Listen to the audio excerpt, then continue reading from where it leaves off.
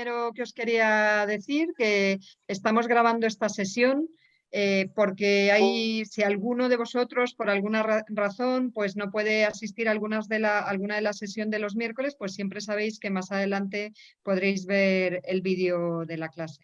Entonces, lo primero de todo, bienvenidos a este curso. Me disculpo de nuevo porque os hemos pedido que quitéis el micrófono y el vídeo y por tanto no nos vamos a ver las caras, pero por razones técnicas, si no, enseguida hay mucho ruido. Si tenemos los micrófonos encendidos, enseguida se entran interferencias. De todas formas, a mí me gustaría que a pesar de que estamos tan lejos, o yo siento que estamos lejos porque la pantalla aleja mucho, me gustaría que todo el mundo pudiera participar y en la medida de lo posible. Lo que os voy a proponer para participar es que en lugar de utilizar el micro y la cámara, que utilicéis el chat. Está aquí María Bañeras conmigo, que es otra de las profesoras del curso, que yo creo que también la podéis ver ahora en el vídeo. Entonces, mientras yo hablo, no voy a estar atenta al chat porque no soy capaz, no he conseguido todavía aprender a hacer eso, pero María y más adelante Pilar Pérez Ocón, que es la tercera profesora del curso, se va a unir también a nosotros, que tenía clase ahora y por eso se une un poco más tarde. Entonces, ellas dos se van a ocupar de gestionar el chat. Lo que os pediría es que si tenéis cualquier... Ah, mira, aquí llega Pilar. Hola Pilar, ¿qué tal? Bienvenida. Acabamos de empezar ahora mismo. Estaba dando así instrucciones generales. Entonces, como os decía, yo no voy a atender al chat porque voy a estar más pendiente de las diapositivas, pero María y Pilar van a estar pendientes del chat. Entonces, si alguno de vosotros tiene algún comentario, alguna observación o alguna duda a lo largo de la charla, pues mi propuesta es que la pongáis en el chat. Y María y Pilar os van a dar paso. Y para dar paso hemos pensado hacerlo de dos maneras. Por un lado, si a ellas les parece que podemos parar en ese momento, pues os dan paso en el momento en el que ponéis la duda en el chat y vosotros entonces, si os apetece, podéis encender vuestro micro y si queréis vuestra cámara y hacéis la pregunta que os parece oportuna. Si veis que nos dan paso, eso va a ser probablemente porque están reservando la pregunta para el final de la charla, por lo que sea, ¿no? A lo mejor hay preguntas que se repiten o preguntas más generales que consideran que se pueden contestar mejor al final. Así que vamos a usar esos dos métodos para intervenir. Por un lado, vosotros ponéis en el chat, escribís en el chat y o bien os dan paso sobre la marcha, María y Pilar, y entonces abrís vuestro micrófono y si queréis vuestra cámara y planteáis vuestra pregunta, o bien si veis que nos dan paso, eso significa que retomaremos la pregunta al final. No sé si hay alguna duda sobre esta cuestión de intervenir.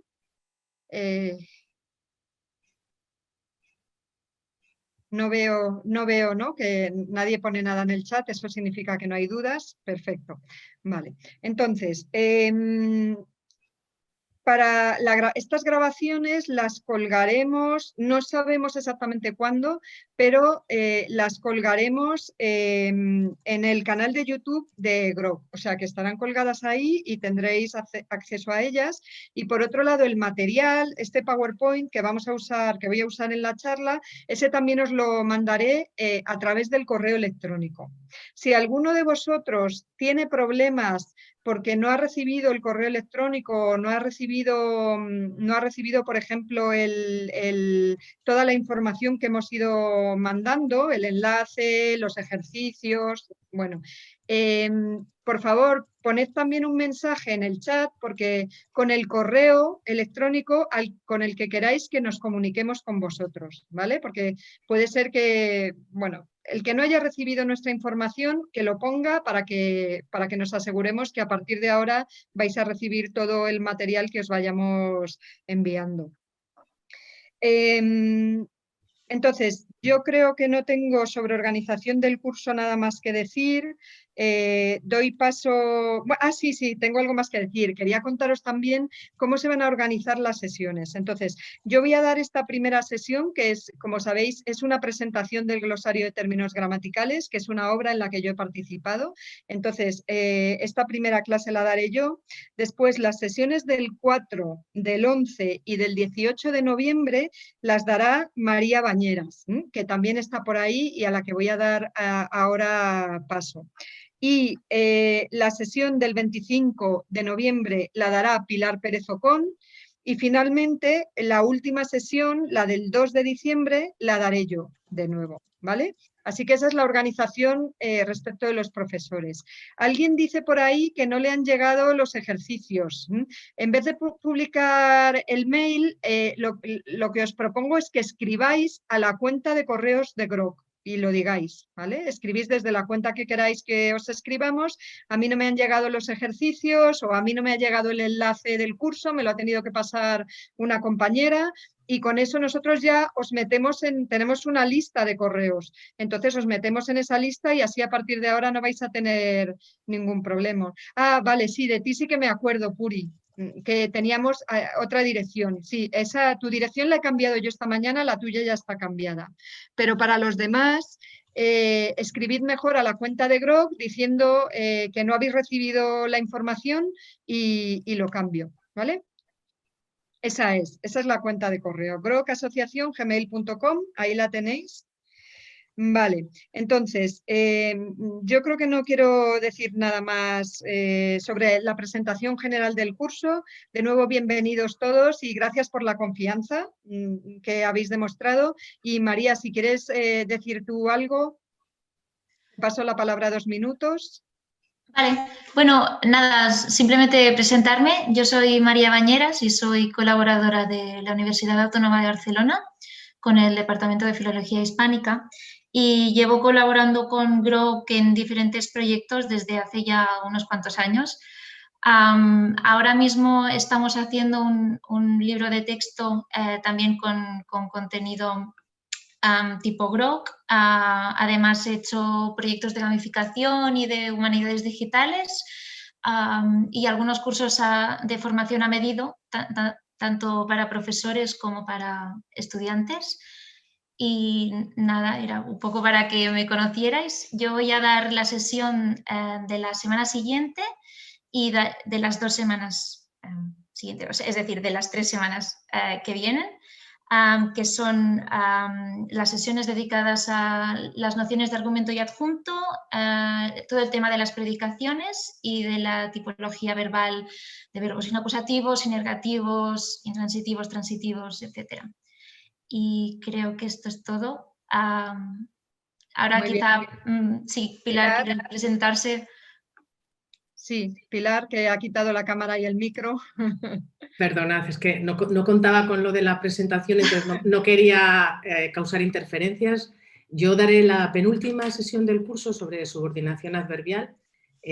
La he dado esa charla en alguna otra ocasión, estará más adaptada y más actualizada con el glosario y un poco hacia la EBAU. Soy profesora de la Universidad de Alcalá, estuve en la Universidad de Castilla-La Mancha en los últimos 5 años y bueno, he participado también en Groc, en diferentes jornadas, cursos, en la revista Regroc y bueno, me parece un proyecto necesario y muy emocionante. Nada más, le pasamos la palabra a Edita, que nos cuente el proyecto del glosario. Gracias. Gracias a todos. Bueno, pues vamos allá, ¿no? Empezamos ya. Como os decía, lo que yo quiero hacer es presentar el glosario de términos gramaticales, que es este libro. Supongo que ya, bueno, no sé si se ve muy bien, pero yo lo enseño por si acaso. Sube un poquito. Es que no veo mi propia imagen. Ahora ahí. Vale.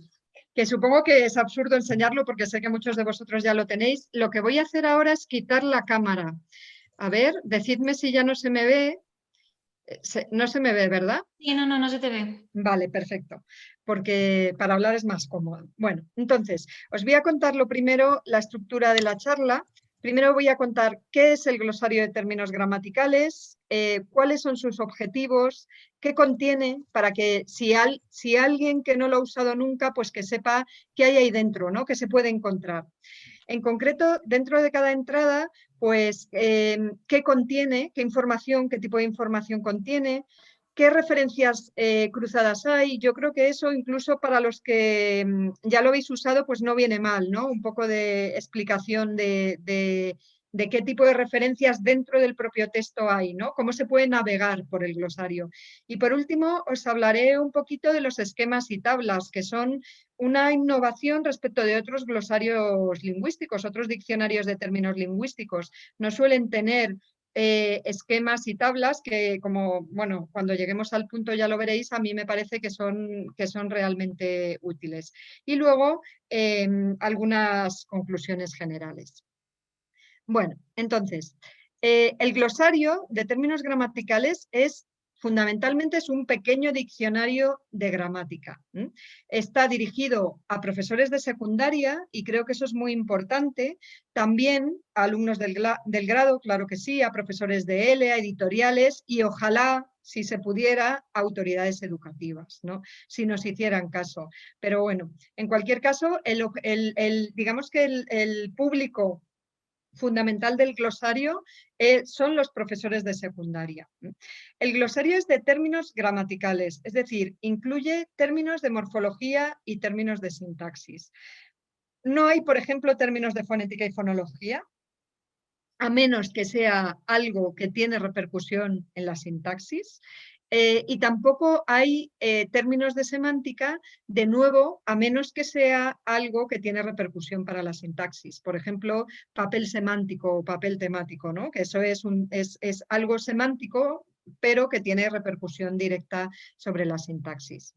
Así que, básicamente, lo que tenemos son los términos más importantes de la morfología y de la sintaxis.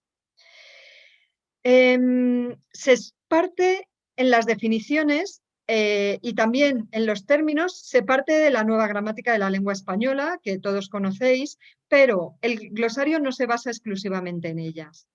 ¿Por qué no se basa exclusivamente en ella? En primer lugar, bueno, porque en la nueva gramática se usan muchos términos que no se definen, o sea, se usan pero no están definidos directamente. Entonces, en cambio, en el glosario los hemos definido. Hay cuestiones terminológicas en las que el glosario y la nueva gramática difieren. Por ejemplo, el término sintagma. En el glosario esto salta mucho a la vista, ¿no? Porque, claro, en la gramática hay sintagmas por todos lados y en el glosario usamos el término sintagma, mientras que en la nueva gramática se usa el término grupo, ¿no? Grupo nominal, grupo verbal, y en el glosario sintagma nominal, sintagma verbal. Esto es así, bueno, la decisión de cambiar el término se tomó en una reunión interacadémica, que son las reuniones que hacen las distintas academias americanas y la Academia Española para ponerse de acuerdo cuando están trabajando sobre una obra. Entonces, esto se decidió así porque, bueno, parecía que el término sintagma es un término más general en la lingüística hoy que el término grupo. Y además el término sintagma es un término técnico, mientras que el término grupo, aun siendo un término técnico, tiene una acepción no técnica, ¿no? De grupo como grupo de personas. Entonces, eso puede confundir. Esa es la razón por la que se usó sintagma. Se ha cambiado. Quizá en la nueva edición de la nueva gramática, que se está iniciando ahora este año justamente en la Real Academia, pues en principio quizás, bueno, no es seguro todavía, pero quizás se siga utilizando el término sintagma, como en el glosario, ¿no? En lugar de mantener el término que se usaba en la nueva gramática. Bien, entonces, por tanto, hay diferencias terminológicas, pocas, pocas. Realmente se intentan los términos usar los mismos que los del glosario. Y también hay diferencias en algunas cuestiones conceptuales. Por ejemplo, como todos sabéis, en la nueva gramática de la lengua española no se habla de subordinadas adverbiales, mientras que en el glosario de términos gramaticales sí se utiliza el concepto de subordinación adverbial.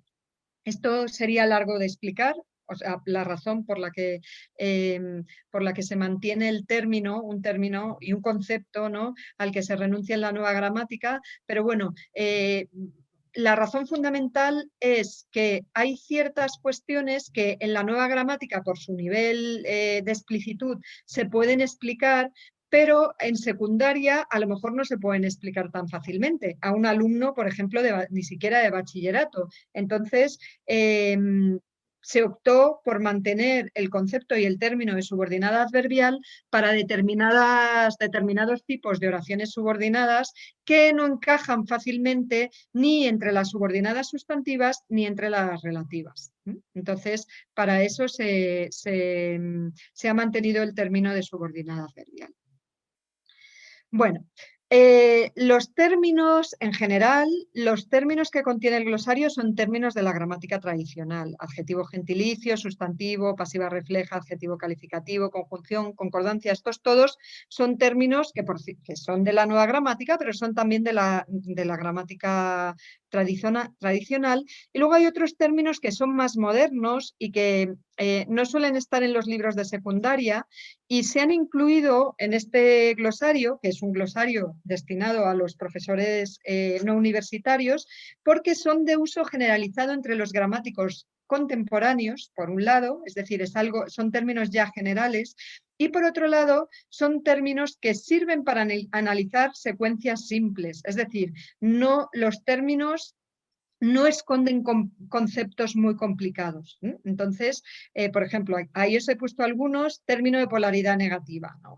Un pimiento es un término de polaridad negativa, significa que necesita una negación. No podemos decir vale un pimiento, ¿no? Hay que decir no vale un pimiento. Bueno, pues este término está definido en el glosario, por ejemplo. ¿Por qué? Porque ya os digo, es de uso general en la lingüística y en realidad lo que es un término de polaridad negativa se puede explicar bastante fácilmente a un alumno, por ejemplo, de bachillerato.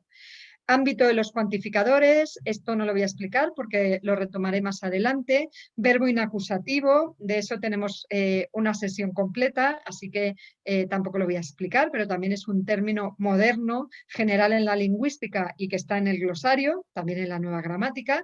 O adverbio evidencial, como presumiblemente le darán el alta hoy, ¿no? Los adverbios que utilizamos, por ejemplo, para decir que una información no la hemos escuchado nosotros mismos, sino que a lo mejor es información indirecta que nos llega desde otro lado. Vale. Entonces, todos estos términos son términos modernos que están en el glosario de términos gramaticales porque se considera que se pueden explicar a los alumnos de manera más o menos fácil.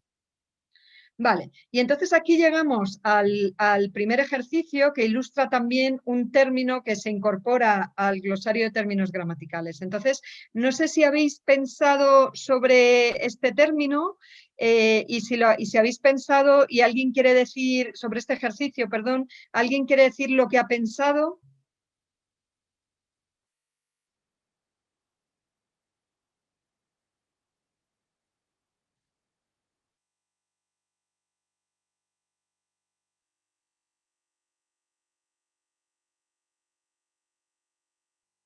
¿Nadie quiere intervenir? A ver, ¿dónde está? ¿Ana? ¿Eres Ana o no sé si eres Ana? Soy Ana Batalla, sí. Ana, hola, ¿qué tal? Sí. Bueno, yo ahora a las 7 me tengo que ir, que tengo Nada, no una pasa junta nada, de no te evaluación. preocupes. A ver, yo lo que he puesto aquí ahora de anáfora asociativa es porque Ajá. lo descubrí por casualidad ayer, Sí, muy bien. releyendo un aspecto del glosario, ¿eh? Pero anteriormente a la lectura de ayer, yo lo que vi es que el pronombre ella y el Sí. sintagma nominal una pluma nueva son términos correferenciales que Ajá. referencian una misma realidad, pero en A yo veo una anáfora evidente, Sí.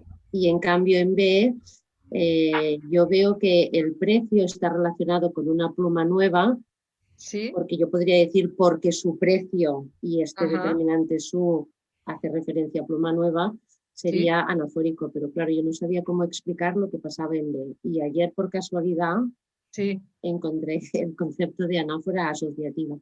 ¿Lo encontraste en el glosario o en otro sitio? No, creo que fue en el glosario. Ah, ¿ves? Muy bien, me alegro un montón, ¿ves? Es exactamente lo que has explicado. Es decir, fijaos, normalmente cuando hablamos, voy a poner aquí la explicación, cuando hablamos de anáfora, normalmente en la anáfora lo que tenemos es una relación de correferencia. Correferencia significa que hay dos sintagmas nominales que refieren al mismo objeto o persona del mundo real, ¿no? Así que en A tenemos lo que se llama correferencia estricta. Una pluma nueva y ella refieren al mismo objeto, ¿no? En este caso, una pluma. Y el subíndice que tenéis ahí, esa I chiquitita, es un subíndice que normalmente se utiliza precisamente para expresar que existe esa relación de correferencia. Es decir, los dos sintagmas nominales tienen el mismo referente. Fijaos en el ejemplo que os he puesto en la explicación. Juan dijo que él nunca haría eso. Ese él puede tener dos referentes posibles, ¿no? Uno, hay una lectura en que Juan y él refieren a la misma persona. Entonces, ¿cómo lo representamos los lingüistas? Pues como está ahí, una I chiquitita y otra I chiquitita, la misma referencia. Y luego se pone la barra y se pone una J. De manera arbitraria se usan I, J y K, ¿no? Como en matemáticas se usan X y Z. Entonces, ¿qué quiere decir esto? Significa que él o bien puede ser Juan o bien puede ser una persona distinta de Juan. ¿Vale? Entonces, esto es lo normal en una relación anafórica. Cuando tenemos una anáfora, normalmente tenemos correferencia. ¿Pero qué pasa? Que hay un caso diferente, que es justamente el que tenemos en B, y, en efecto, y lo que ha explicado Ana es lo que había que ver. Es decir, que aunque todos vemos intuitivamente que el precio refiere a una pluma nueva, también vemos que aquí, entre una pluma nueva y el precio, no hay una relación de correferencia. Es decir, una pluma nueva refiere a un objeto, mientras que el precio refiere a un precio, ¿no? a una cantidad. Así que estos dos sintagmas nominales, en realidad, estrictamente hablando, no tienen el mismo referente. Esto es lo que se llama anáfora asociativa, ¿no? En realidad, lo que tenemos aquí es una relación, ¿no? En este caso, el hecho de que podamos decir el precio de la pluma, ¿no? Ahí vemos que la relación existe. Tenemos una relación entre los dos sintagmas nominales y lo que es interesante es que esa relación, o sea, el hecho de que una pluma nueva haya aparecido antes, es lo que legitima la aparición del artículo indefinido en el precio, ¿no? Porque normalmente un sintagma nominal definido nosotros lo utilizamos cuando ya ha aparecido antes el referente, ¿no? Ya ha habido una mención con un indefinido y luego uso el definido.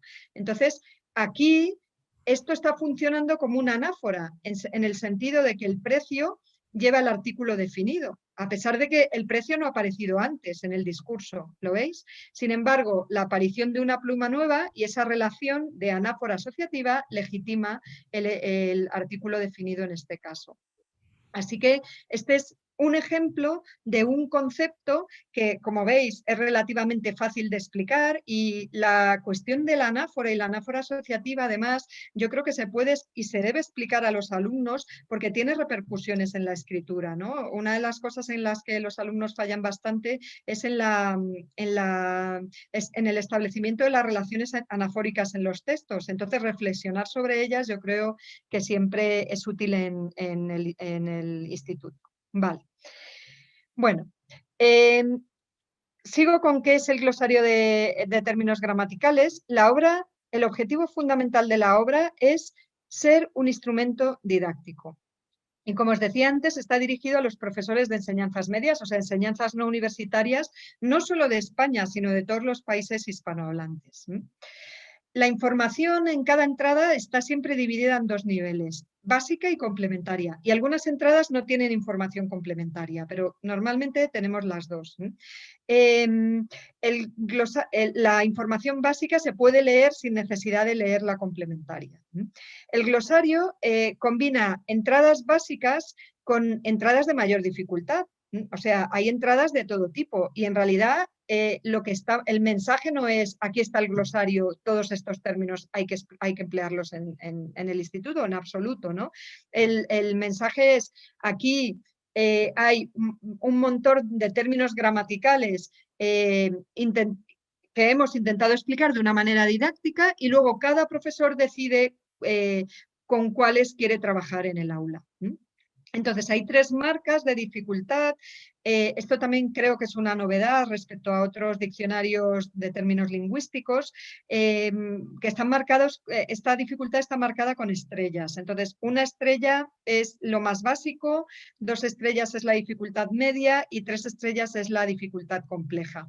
Y más o menos lo que se recomienda en el prólogo del glosario es que los términos que están calificados con 3 estrellas, pues que quizás se deben reservar para la enseñanza universitaria, es decir, que quizás son términos demasiado complejos como para introducirlos en la enseñanza no universitaria. Pero en cualquier caso, todo esto son recomendaciones, es decir, el glosario es una guía y una ayuda para el profesor, pero luego es el profesor el que decide. Y luego otra cosa que creo yo que hace que el glosario sea un instrumento didáctico es que absolutamente todas las entradas se inician con ejemplos. Entonces, la idea es adjetivo relacional. Pues lo primero de todo, boom, una serie de ejemplos, ¿no? Para que cada uno lo primero que vea es, es esto, ¿no? Y luego ya la definición. Pero antes hemos visto los ejemplos y yo creo que eso ayuda a entender mejor los términos. Aquí os he puesto algunos ejemplos para que veáis más o menos el grado de dificultad de algunas cosas. Por ejemplo, entre las 3 estrellas está estructura partitiva, ¿no? Es difícil explicar muchos de los niños, ¿no? Es difícil analizar eso. Estructura pseudopartitiva, sintagma nominal genérico, adverbio evidencial, intensión, interordinación, construcción comparativa, construcción consecutiva. Todos estos términos están en el glosario, están explicados, pero consideramos que son términos que definen conceptos de bastante dificultad. Luego tienen 2 estrellas las subordinadas adverbiales, las relativas sin antecedente expreso, los adjetivos adverbiales, los adjetivos determinativos. Algunos de estos términos los voy a retomar más adelante. Y por último tienen una estrella, pues adjetivo, adjetivo calificativo o adjetivo relacional. Bueno, ¿qué tiene el glosario? El glosario tiene definiciones detalladas. Yo creo que eso siempre es de agradecer. En la nueva gramática, como os decía antes, hay muchos conceptos que se utilizan, pero no se definen. Se habla de verbos psicológicos, pero en ningún sitio está definido explícitamente qué es un verbo psicológico, ¿no? Entonces, para eso está el glosario, justamente. Tiene definiciones detalladas, tiene, como os he dicho ya, amplia ejemplificación. Hemos intentado poner todos los ejemplos posibles, no solo en el bloque de ejemplos que aparece al principio del lema, sino también dentro de la definición hay muchos ejemplos. Hay también muchas clasificaciones en los esquemas y tablas. Hemos incluido términos equivalentes en distintos marcos teóricos. Luego os pondré una entrada y os enseñaré exactamente dónde está cada cosa. Hay referencias bibliográficas. Hay discusión sobre cuestiones gramaticales controvertidas y también os pondré un ejemplo más adelante. Hay pocas cuestiones normativas, pocas, pero alguna hay, normalmente en la información complementaria, y también hay pocas cuestiones ortográficas y también, si las hay, están normalmente en la información complementaria, que es la parte de la entrada que está en cuerpo menor. Bueno, la propuesta de elaborar el glosario parte del primer encuentro de Grock. El primer encuentro de gramática orientada a las competencias, ¿no? La asociación a la que pertenecemos todos los profesores que estamos dando este curso, hizo su primer encuentro en 2014. Es una asociación cuyo objetivo es mejorar la enseñanza de la lengua en general y de la gramática en particular. Y la idea que yo presenté en una charla que di en ese encuentro en enero de 2014, la idea era que estaría bien tener un glosario que permitiera unificar la terminología. Este era también uno de los objetivos con los que nació la Asociación Groc, porque nos dábamos cuenta de que realmente la terminología muchas veces es un obstáculo en el aprendizaje de la gramática. Y por eso, de ahí la creación del glosario. Perdón. Bueno, voy a pasar al siguiente punto que es cuáles son los objetivos del glosario. Aquí los he resumido y luego voy a ir pasando por ellos a continuación uno por uno, ¿no? Entonces, el primer objetivo es conseguir, como ya he dicho, la unificación terminológica. ¿Y cómo se consigue la unificación terminológica? Pues seleccionando un término cuando hay varios sinónimos y también rechazando ciertos términos. Y eso lo vamos a ver también más adelante. Os pondré ejemplos. Vale, entonces, ese es el primer paso. Se elige un término y me diréis, ¿y cómo se elige el término? Bueno, pues normalmente el de la nueva gramática, o sea que en realidad la elección ya se hizo en la nueva gramática. En segundo lugar, otro de los objetivos es introducir y explicar nuevos conceptos, de eso también lo he avanzado antes, que están afianzados en la lingüística, pero por alguna razón no han llegado a la enseñanza universitaria. En tercer lugar, aclarar conceptos tradicionales, que sí son tradicionales y que sí están normalmente en la enseñanza no universitaria, y ofrecer argumentos gramaticales a los profesores, porque muchas veces los profesores conocen los términos, los usan, los manejan, los entienden, pero a lo mejor no tienen argumentos gramaticales. Entonces, ese es otro de los objetivos. Y facilitar el acceso a la nueva gramática. La nueva gramática es una obra dirigida a especialistas, pero todos nosotros, como profesores de lengua, bueno, la gramática se publicó en 2009 y tenemos la obligación de ir conociéndola poco a poco. La nueva gramática no se lee en el metro, así como se lee una revista, y tampoco se lee de corrido, sino que más bien se acude a consultarla cuando se necesita. Entonces, el glosario puede ser una manera de acceder a la nueva gramática, porque el glosario te explica los términos de manera más simple y menos técnica, y luego a partir de esa explicación sí que se puede acceder a la gramática y leer más en profundidad determinadas cosas. Bueno, voy a empezar entonces con el primero de los objetivos y voy a ir repasando los objetivos que acabo de resumir uno por uno. Entonces, el primer objetivo es conseguir la unificación terminológica. Todos sabemos, todos los que hemos sido profesores de lengua, y ahí sí que me da igual, porque esto pasa en el instituto, pasa en la universidad también. Lo que pasa es que en la universidad los alumnos son un poco mayores y entonces a lo mejor tienen más capacidad para darse cuenta de que estas dos cosas son la misma, aunque las llamen de manera distinta a mis profesores, ¿no? Pero eso los alumnos de secundaria, en cambio, no lo hacen tan fácilmente, ¿no? Entonces, la gran cantidad y variedad de términos lingüísticos realmente es un problema en la enseñanza no universitaria. Por esa razón únicamente se hacen recomendaciones terminológicas. ¿Qué quiere decir eso? Que se elige un término, se justifica y también se rechazan algunos términos. Y eso lo hace el glosario explícitamente en muchos casos. Para ejemplificar esto, quiero utilizar el ejercicio número 2 y de nuevo os voy a dar paso a quien quiera participar para que expliquéis qué habéis visto en este contraste, por qué se da este contraste, cómo lo explicaríais. Tiene la palabra, si alguien ha pensado, no tenéis que hacer una explicación detallada, lo que hayáis pensado.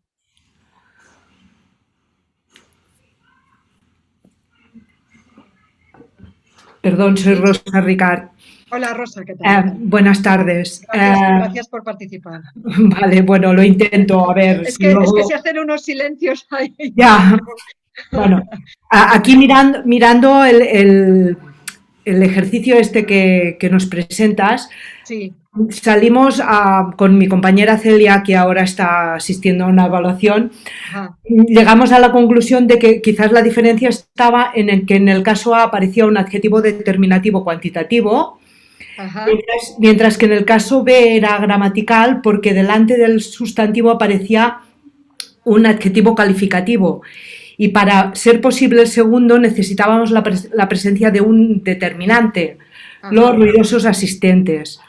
Ya digo, era la idea que se nos ocurrió, quizás está del todo equivocada, pero bueno. No, al revés, está perfecto, o sea, esa es exactamente la explicación. Es decir, si empezamos la segunda pregunta que os hacía, fijaos, es ¿qué ejemplo es esperable? ¿A o B?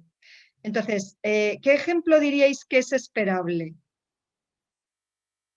No sé si se entiende la pregunta. Es decir, conociendo el sistema gramatical del español, ¿qué ejemplo es el que esperamos y qué es lo que no esperamos? Bueno, ahora, perdón, ahora me pierdo. Es decir, esperamos como correcto. No como correcto, sino el sistema, claro, es que lo veo, ¿no? Que la pregunta no se entiende bien. Nosotros conocemos el sistema del español, ¿no? El sistema gramatical del español. Entonces, si yo os pregunto, a ver, esto es un sintagma nominal delante del verbo, ¿no? Un sintagma nominal preverbal. Entonces, normalmente, ¿qué necesita un sintagma nominal preverbal para que la oración esté bien? Un determinante. Lo has dicho tú, Rosa. Un determinante. Necesita un determinante, perfecto. Por tanto, lo que se espera es perfectamente natural que B sea gramatical, ¿verdad? Porque si hemos dicho un sintagma nominal preverbal tiene que llevar determinante, en B no hay determinante, es agramatical, ¿no? Eso es lo esperable. ¿Cuál es no esperable? En realidad el que es no esperable es el A, porque en A tengo un sintagma nominal preverbal. Sí. No tengo un determinante, porque numerosos no es un determinante. ¿Y qué esperaríamos? Pues esperaríamos que A estuviera mal, que fuera gramatical. ¿Lo veis? Vale. Por tanto, de aquí que se pase a denominar determinante cuantificativo, del tipo que sea, el numerosos, y por tanto que lo habilite, ¿no? Vale, ahora os explico cómo se llama y por qué. Porque se llama, como lo habías dicho tú antes, Rosa, se llama adjetivo determinativo. Pero digamos que este ejercicio tiene dos partes. Entonces, lo primero, vamos a ver que todo el mundo vea claro el razonamiento. Cuando tenemos en español un sintagma nominal preverbal, normalmente hace falta un determinante, ¿no? Por eso, ruidosos asistentes se quedaron fuera, está mal, ¿vale? O guapos asistentes se quedaron fuera, ¿lo veis, no? Si cambio este adjetivo por otro, lo mismo. Entonces, ¿qué pasa? Que en a pesar de que numerosos es un adjetivo, luego vamos a ver por qué, pero a pesar de eso parece que legitima el sintagma nominal preverbal. Así que debe ser un adjetivo de un tipo particular, ¿vale? Porque un tipo particular que permite precisamente que un sintagma nominal pueda aparecer delante del verbo a pesar de que no hay determinante. ¿Vale? Y ahora voy a pasar de diapositiva. Entonces, este tipo de adjetivo es lo que se llama en el glosario adjetivo determinativo. Aquí os he puesto la entrada no está entera, pero bueno, ahí veis un poco la entrada del glosario. Veis que tiene 2 estrellas esta entrada y veis los ejemplos, determinado, diferente, diverso, etcétera, ¿no? Entonces, estos adjetivos determinativos son adjetivos que expresan cuantificación, este en concreto expresa cuantificación, ¿no? O referencia y que tienen algunas propiedades de los determinantes. Por eso se llaman adjetivos determinativos. Pero es muy importante que veamos el nombre. Si digo que es un adjetivo determinativo, lo que estoy diciendo es que es un adjetivo. Por tanto, fijaos, los adjetivos determinativos se dividen en 2 grupos, los que expresan cuantificación, como numerosos o diversos, y los que se relacionan con la identificación de la referencia, como ciertos, otros, semejantes, ¿vale? Entonces, estos adjetivos tienen un comportamiento mixto. Por un lado, se comportan como adjetivos en el hecho de que no se combinan con sustantivos tácitos frente a los determinantes. Así que fijaos que en A se puede decir muchos se presentaron y eso está bien. Y esa es una propiedad de los determinantes. Los determinantes pueden aparecer sin el nombre detrás, ¿no? Casi todos, no todos, pero casi todos. ¿Vale? Pero veis que en el caso de múltiples o de diferentes no es posible. Múltiples se presentaron, diferentes se presentaron, numerosos se presentaron. Así que esta es una propiedad que no comparten con los determinantes. Sin embargo, tienen otras propiedades en las que sí se asemejan a los determinantes, que es precisamente que permiten al sustantivo aparecer como sujeto preverbal, sin otros modificadores. Así que todos estos ejemplos son perfectos. Diversas fuentes confirmaron la noticia, numerosos periodistas, etc. ¿Lo veis? Así que comportamiento mixto son adjetivos, pero tienen algunas características de los determinantes, como legitimar al SN preverbal. Entonces, esta que tenéis en la diapositiva es la recomendación terminológica. Y fijaos, os la voy a leer porque es importante, todavía se encuentra en libros de texto cosas como esta. Dice, tradicionalmente se emplea el término adjetivo determinativo para hacer referencia a los demostrativos, posesivos, cuantificadores. En la tradición se consideran adjetivos porque modifican al nombre y concuerdan en género y número con él. Esa es la razón por la que muchos o algunos o estos se llama adjetivo en algunos libros de texto, ¿no? Vale, entonces, todas esas palabras, demostrativos, posesivos, cuantificadores, hoy entran dentro de, se consideran determinantes. Entonces, por eso no se recomienda usar el término adjetivo determinativo para estos o para muchos. Es otra categoría gramatical distinta que son los determinantes. Y en cambio, se recomienda reservar el término adjetivo determinativo para los adjetivos de este tipo, que son adjetivos, pero tienen algunas propiedades que los acercan a los determinantes. Así que, ¿veis? La recomendación terminológica lo que busca es solucionar esta diferencia terminológica que todavía se encuentra en algunos libros. ¿Cuál es la recomendación del glosario? Estos, muchos, tres, no son adjetivos determinativos, porque no son adjetivos, son determinantes. En cambio, numerosos, diversos, etcétera, estos sí que son adjetivos, y entonces adjetivos, y los voy a llamar determinativos, porque tienen ciertas propiedades de los determinantes. Bueno, esta es otra recomendación terminológica sobre nexo. Este que os copio aquí es un fragmento de la entrada conjunción. Dentro de conjunción se dice, en el análisis escolar... ¿Sí? Perdona, había una discusión en el chat sobre el adjetivo ruidoso. ¿Sí? Que si en el ejemplo es relacional o no. No, ruidoso, no. Muy ruidoso, no. Es calificativo. Vale, y luego había otro comentario que decía que esta clasificación era demasiado complicada para bachillerato.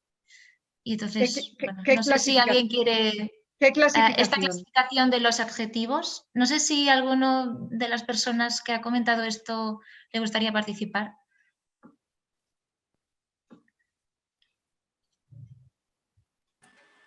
Sí, hola, soy Ana Batalla. Hola, Ana, ¿qué tal?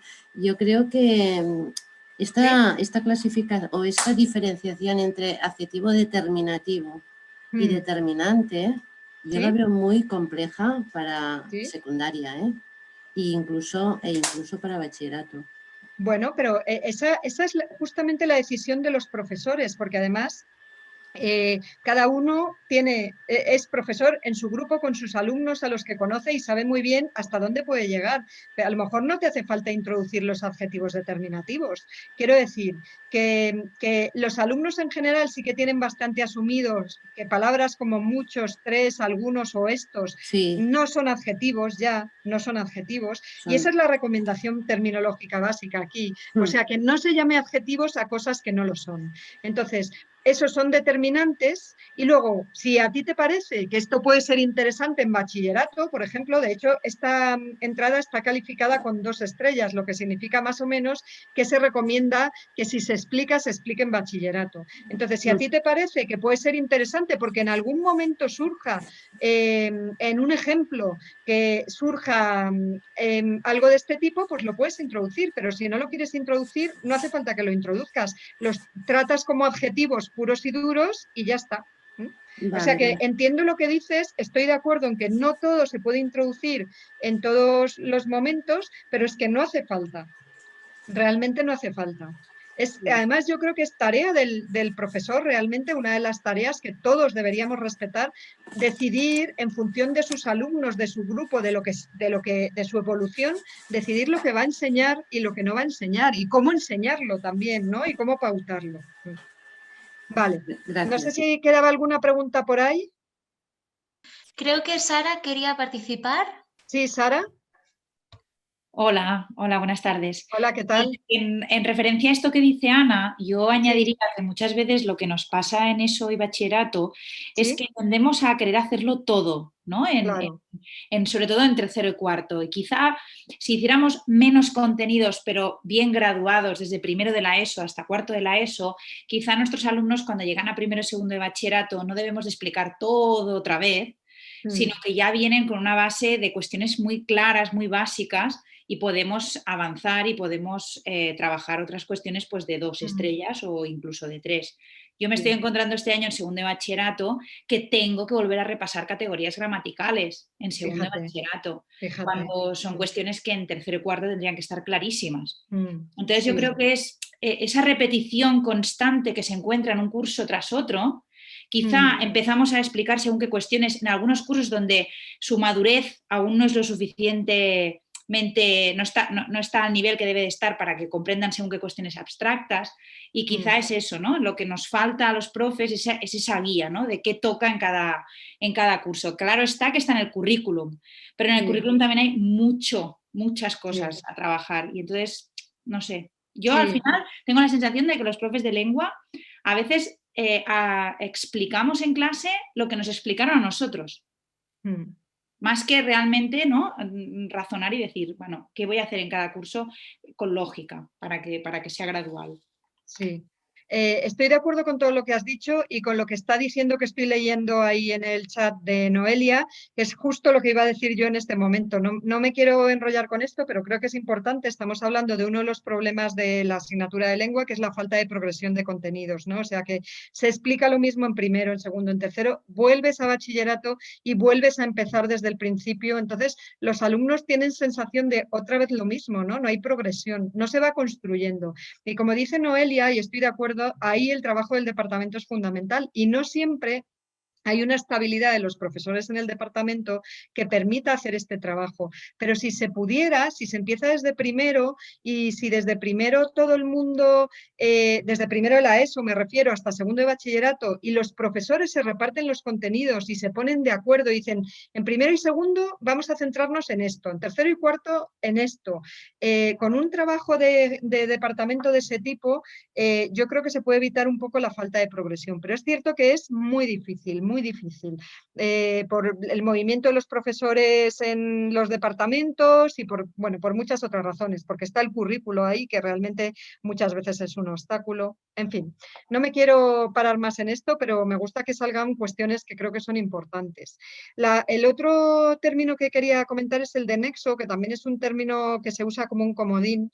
Muchas veces cuando no se quiere decir, no se quiere directamente uno meter con qué tipo de elemento tengo, ¿no? Si esto será una conjunción, será un interrogativo, será un relativo o una preposición, pues lo llamo nexo. Entonces, el glosario indica explícitamente que no se use ese término como comodín para evitar la etiqueta categorial. ¿Por qué? Porque parece que le estás poniendo una etiqueta y ya lo has entendido, y en realidad la etiqueta nexo no significa nada. Entonces, vale, que sirve para unir dos cosas, pero es que hay tantas maneras distintas de unir en la gramática, entonces mejor no usarlo y especificar un poco más la etiqueta de cada cosa. Vale, voy a pasar al segundo punto, que es introducir y explicar nuevos conceptos. La idea es que se introducen conceptos sobre los que hay consenso entre los lingüistas, ya lo he dicho, y se introducen conceptos además que se considera que tienen un rendimiento didáctico, o sea que les van a servir a los alumnos. Y vamos a pasar al ejercicio 3, que también es un ejercicio pensado para este punto de introducir y explicar nuevos conceptos. No sé si alguien quiere participar y explicar la ambigüedad de este sintagma nominal. Perdona, Edita, relacionado con el tema del nexo, Ana preguntaba si es adecuado el término relacionantes. Es lo mismo, es exactamente igual. Es que el problema de esos términos es que parece que estás diciendo algo y qué significa, que relaciona, pero En realidad, los términos como conjunción, preposición, adverbio relativo son términos mucho más específicos. Cada uno de ellos indica un tipo de relación, ¿no? Entonces, lo que se dice es que hay que ser más específico, que no se puede ser generalizar tanto, porque dice es tan amplio que casi no estás diciendo nada con relacionante o con nexo, ¿no? Esa era la idea. Son poco precisos. ¿Alguien quiere entrar a pensar un poco sobre el sintagma nominal del ejercicio 3?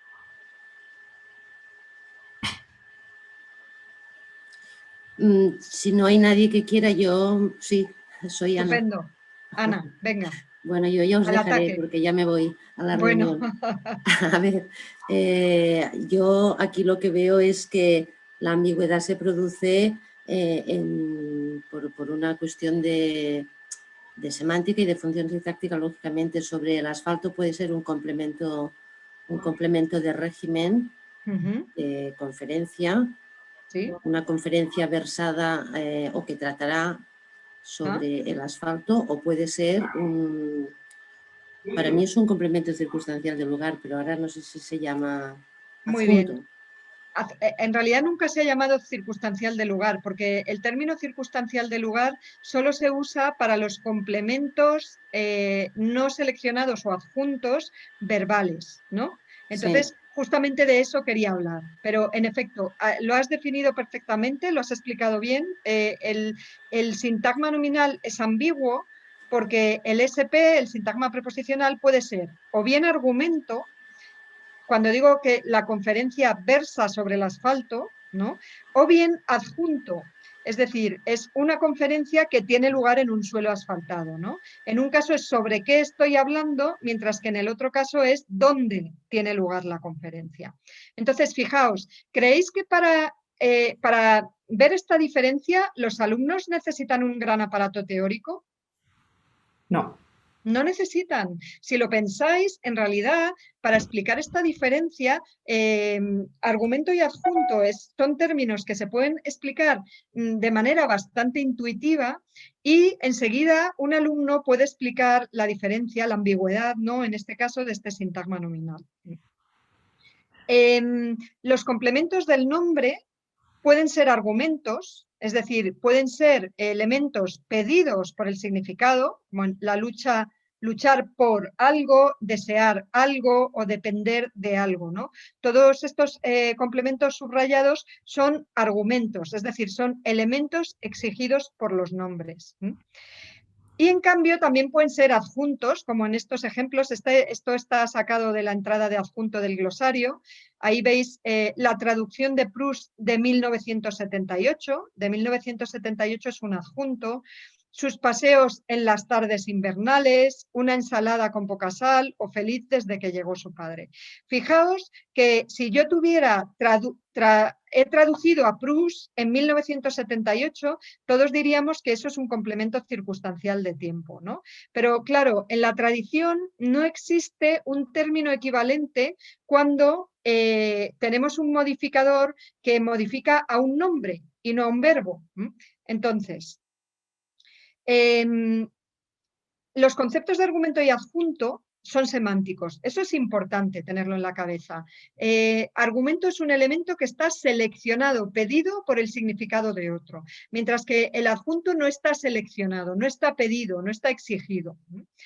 Esta diferencia entre argumento y adjunto ya está en las aulas de secundaria, porque en realidad los alumnos todos saben intuitivamente la diferencia entre un complemento directo, que es un complemento pedido por el significado del verbo, ¿no? Por tanto un argumento, y un adjunto. Los complementos circunstanciales son adjuntos. Fijaos que la etiqueta complemento circunstancial es la etiqueta de una función sintáctica, mientras que la etiqueta adjunto es una etiqueta semántica que me habla de la relación que existe entre un elemento y otro. Así que un complemento circunstancial es un adjunto y un complemento directo es un argumento.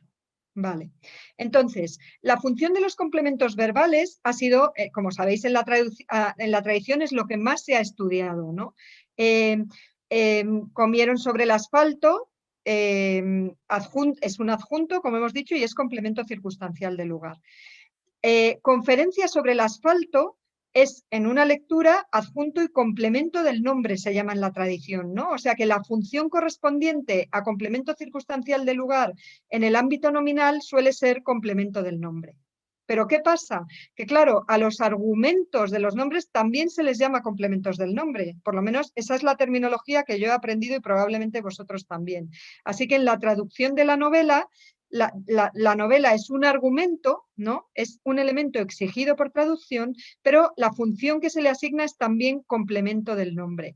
¿Por qué repetimos la función cuando en un caso es un adjunto y en otro caso es un argumento? Pues es una cuestión sobre todo de tradición. En la tradición gramatical se ha estudiado sobre todo el verbo y sus complementos y entonces tenemos muchas funciones diferentes para los diversos complementos del verbo. El nombre también puede tener bastantes complementos, no tantos como el verbo, pero puede tener muchos también. Pero en cambio, como en la tradición gramatical el sintagma nominal no se ha estudiado tanto, pues no tenemos nombres para todas esas funciones y lo llamamos a todo igual. Complemento del nombre, tanto para un argumento como para un adjunto. Mi sugerencia, y esto sí que es mi sugerencia, es que le pongamos la etiqueta argumental o adjunto. Así que en la traducción de la novela tendría un complemento argumental del nombre o complemento del nombre argumental, mientras que en la conferencia sobre el asfalto, en que estamos sentados sobre el asfalto, ahí sería un complemento adjunto de un nombre. Es decir, a mí lo que me parece importante es que los alumnos vean que no es lo mismo, o sea que cuando yo digo la traducción de la novela de 2014, pues aunque ahí tengo dos complementos del nombre, la relación de esos complementos con traducción no es igual. La relación de la novela es mucho más cercana que la de 2014, ¿vale? No sé si se entiende esto, si hay alguna pregunta, ¿os sigo?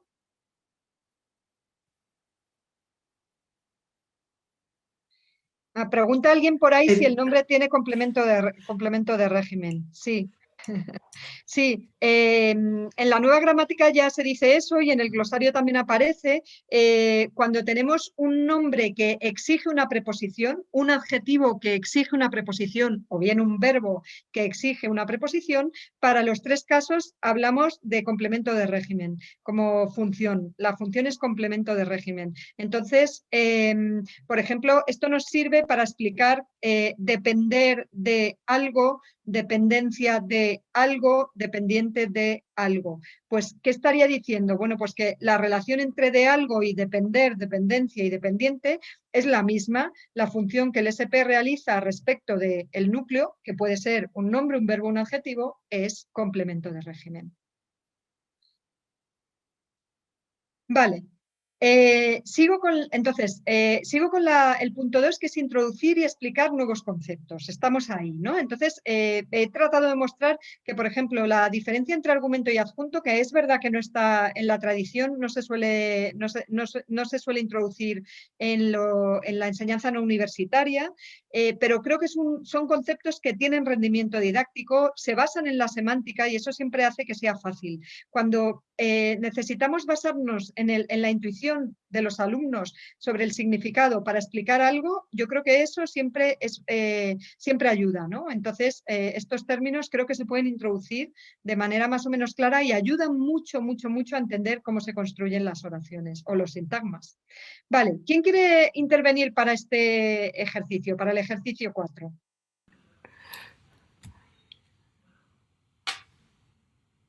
¿Alguien ha pensado algo? Intuiciones, no hace falta, solo me bastarían intuiciones sobre el significado. Bueno, si no nadie dice nada, vuelvo a intervenir. Ana, no. Rosa. Aquí, bueno, la idea es que 3 alumnos, cada uno lee un libro o que los 3 leen el mismo. Por tanto, y a partir de aquí lo que planteamos es que quizás la ambigüedad venía marcada por el uso del determinante indefinido, el un. Sí. Si en lugar del determinante, claro, es que hacer cambios quizás no es lo adecuado, ¿no? No, está muy bien jugar. Eso es lo que hay que hacer siempre. Jugar con las oraciones. Vamos a ver qué pasa si quito el un y pongo el él. Está muy bien. Es decir, esto, y si en lugar del un Sí, colocase el cada, sí, un libro cada uno. Es decir, ajá, o cada alumno lee un libro. Es decir, cambiar el determinante indefinido por un, sí, no sé si ahora es un distributivo, un determinante, no sé, ahora me sí, pierdo en la clasificación. da Por igual. tanto, la ambigüedad, desde mi punto de vista, venía marcado por el uso del determinante indefinido.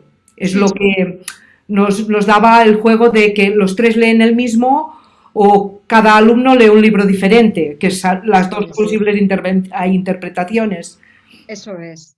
Eso es. O sea, esta oración es ambigua, significa varias cosas porque ahí hay cuantificadores. Eso es importante, ¿no? O sea, tengo tres y tengo un. O sea, tengo el artículo indefinido y tengo también el cuantificador 3. Y entonces, una observación interesante, y con los alumnos podemos jugar. O sea, no hace falta que les demos grandes generalizaciones, pero sí les podemos decir, o ellos mismos lo pueden decir, quiero decir, que no tiene que salir de nosotros. ¿Y qué pasa si digo, cada alumno leyó un libro de Baroja? Si digo eso, cada alumno leyó un libro de Baroja, ya solo queda una interpretación en que hay tantos libros de Baroja como alumnos, ¿no? En cambio, aquí tengo dos. Aquí tengo la interpretación en que hay 3 libros de Baroja, pero también tengo la interpretación la otra interpretación es que hay un único libro que los 3 alumnos han leído, ¿no? O sea que lo primero que tienen que ver los alumnos es que los cuantificadores influyen, ¿no? En el significado en los cambios de significado de esa oración.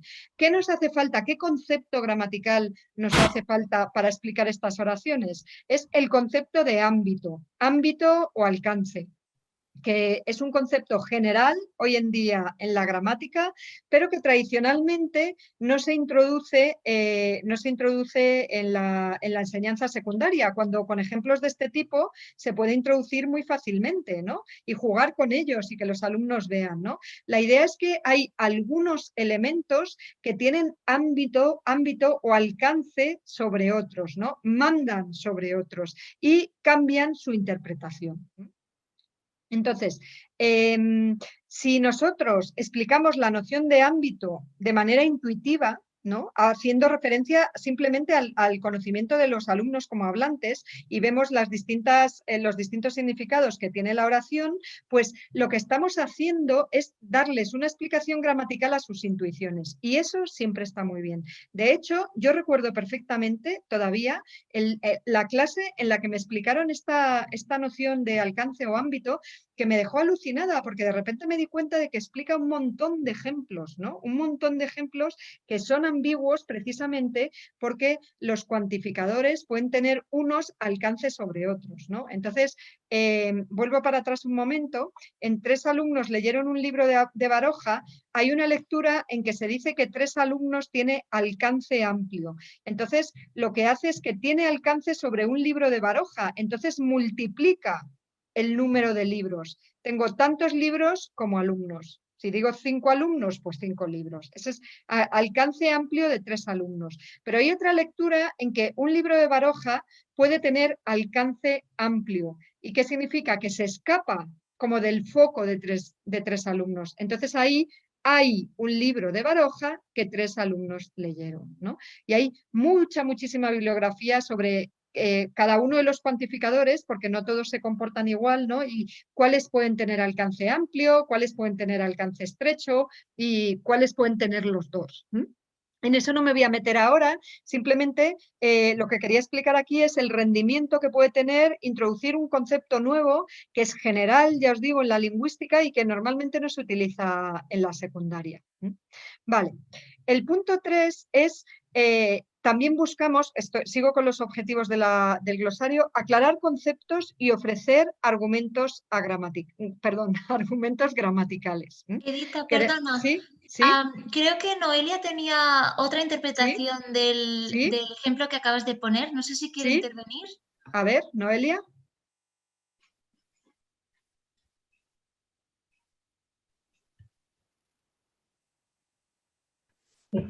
¿Hola? Sí, hola. Bueno, es que ante todo, esta mañana cuando estaba haciendo el ejercicio estaba revisándolo, pues Sí. leyendo por el glosario encontré la posibilidad de interpretar que 3 alumnos leyeron un libro de Baroja escrito por Baroja o ¿Sí? perteneciente a Baroja, es decir, a un tal Baroja. Vale. Y entonces Está... me he ido buscando al concepto de genitivo y a la antigüedad puede suponer entender el complemento, el adjunto del libro como genitivo, o sea, con la ambigüedad entre el genitivo subjetivo objetivo, como agente o paciente. O sea, yo creo que me he ido de lejos, pero bueno. Sí, a ver, en efecto, te has ido, pero lo que has visto está bien, es verdad, es verdad. No era lo que me interesaba a mí en este caso, que me interesaba, digamos, cómo interaccionan 3 y un libro, pero en efecto, si quito todo, me olvido de los cuantificadores y simplemente digo un libro de Baroja, en efecto, un libro de Baroja es ambiguo, ¿no? Podría ser, ya sabéis que los complementos, los sintagmas preposicionales con de pueden tener diversas interpretaciones. Una lectura sería la lectura de autor, en que Baroja es el autor. Otra podría ser la lectura de posesivo, posesión, ¿no? Posesión, no autor, sino posesión. O sea que el libro pertenecía a Baroja. El otro día, rebuscando en una librería de viejo, encontré un libro de Baroja, un libro que había pertenecido a Baroja, ¿no? O sea que en efecto, esa es otra ambigüedad, está bien visto, lo que pasa que simplemente no era en la que me quería fijar. Como el anterior ejercicio estaba leyendo sobre el complemento del nombre, me he ido ahí directamente. Totalmente, totalmente. Y en efecto, es ambigua también en ese sentido. Muchas gracias, Noelia. De nada. No, ni lo había pensado, fíjate.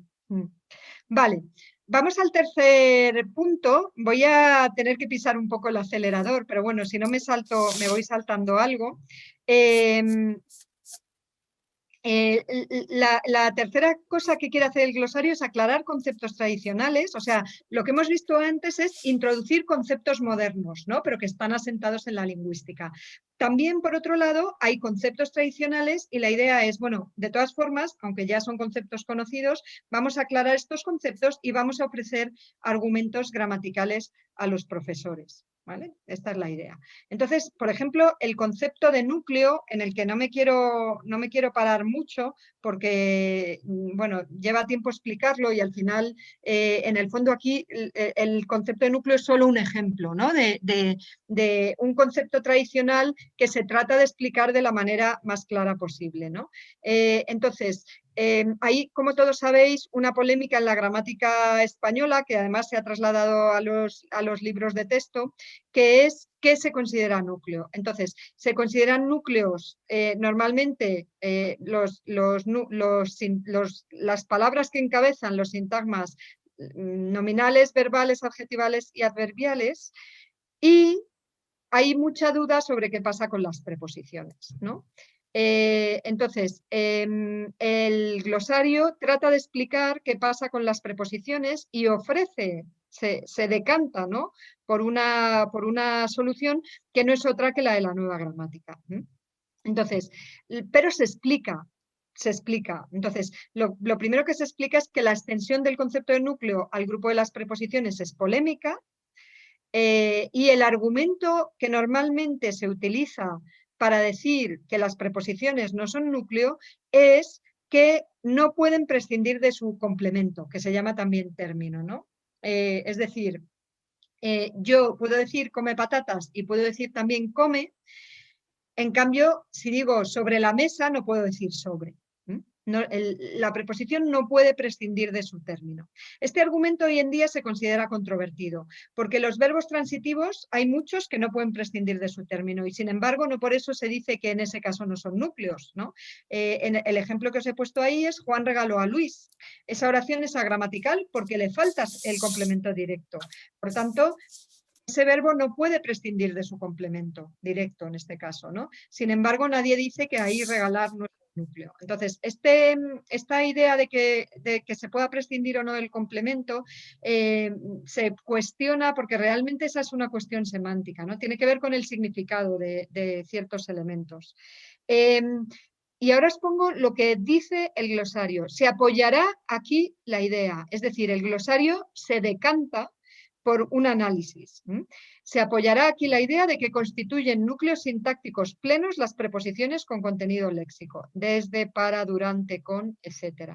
¿Vale? Esta afirmación implica rechazar el término enlace para la preposición, porque el término enlace y término, que aparece en muchos libros todavía de texto de secundaria, no transmite la idea de que la preposición es núcleo, sino más bien la contraria, ¿no? La preposición es algo ahí que está entre dos elementos que son importantes, ahí está la preposición en medio, ¿no? Como dos perlas de un collar y la preposición que es el enlace entre las dos, ¿no? Entonces, la idea es que este término no transmite realmente lo que hace la preposición en un sintagma preposicional. Entonces, por tanto, el glosario se decanta. Además, explica por qué. Las preposiciones aportan los rasgos necesarios para determinar la naturaleza del conjunto y restringen a su complemento. Y eso es exactamente igual que los otros núcleos, que el verbo, que el nombre, que el adjetivo. Así que fijaos, iban hacia París. Hacia París es una trayectoria, es una dirección. ¿Y por qué es una trayectoria o una dirección? Porque el núcleo es hacia. Ya está. Por eso no puedo decir hacia París me encanta. ¿Por qué no puedo decir hacia París me encanta? Porque hacia París está ocupando un hueco de nombre, pero no es un nombre, es un SP. Y también lo contrario, no puedo decir Iván París, ¿no? ¿Por qué no puedo decir Iván París? Porque ahí es al revés, tengo un SN que está ocupando un hueco de SP. Así que la idea es que la preposición manda, o sea, hacia París significa lo que significa porque está ahí hacia y por tanto se está comportando como un núcleo.